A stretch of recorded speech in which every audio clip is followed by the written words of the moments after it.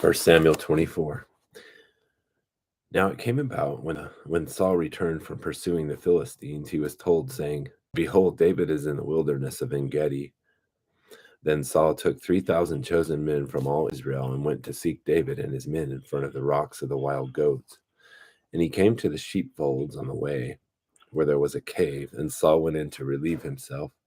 Now David and his men were sitting in the inner recesses of the cave. And the men of David said to him, "Behold, this is the day of which the Lord has said to you, Behold, I am about to give your enemy to you into your hand, and you shall do to him as it seems good to you." And David arose and cut off the edge of Saul's robe secretly. And it came about afterward that David's conscience bothered him, so that bothered him because he had cut off the edge of Saul's robe. So he said to his men, "Far be it from me, because of the Lord, that I should do this thing to my Lord, the Lord's anointed, to stretch out my hand against him, since he is the Lord's anointed." And David persuaded his men with these words, and did not allow them to rise up against Saul. And Saul arose, left the cave, and went on his way. Now afterward David arose and went out of the cave, and called after Saul, saying, "My lord the king."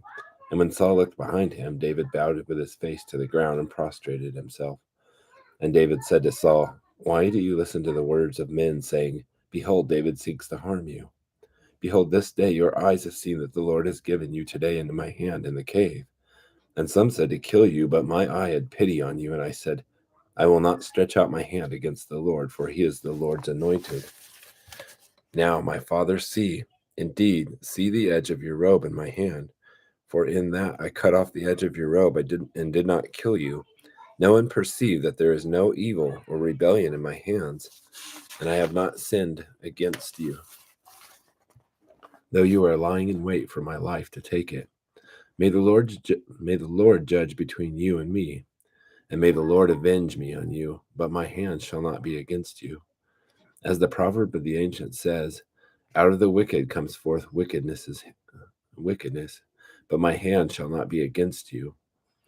After whom has the king of Israel come out? Whom are you pursuing? A dead dog, a single flea? The Lord therefore be judge and decide between you and me, and may he see and plead my cause, and deliver me from your hand. Now it came about when David had finished speaking these words to Saul, that Saul said, Is this your voice, my son David? Then Saul lifted up his voice and wept. And he said to David, You are more righteous than I, for you have dealt with me, while I have dealt wickedly with you. And you have declared today that you have done good to me, that the Lord delivered me into your hand, and yet you did not kill me.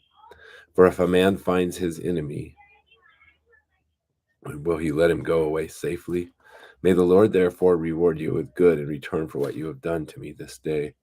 And now behold, I know that you shall surely be king, and that kingdom of Israel shall be established in your hand. So now swear to me by the Lord that you will not cut off my descendants after me, and you will not destroy my name from my father's household." And David swore to Saul, and Saul went to his home, but David and his men went up to the stronghold.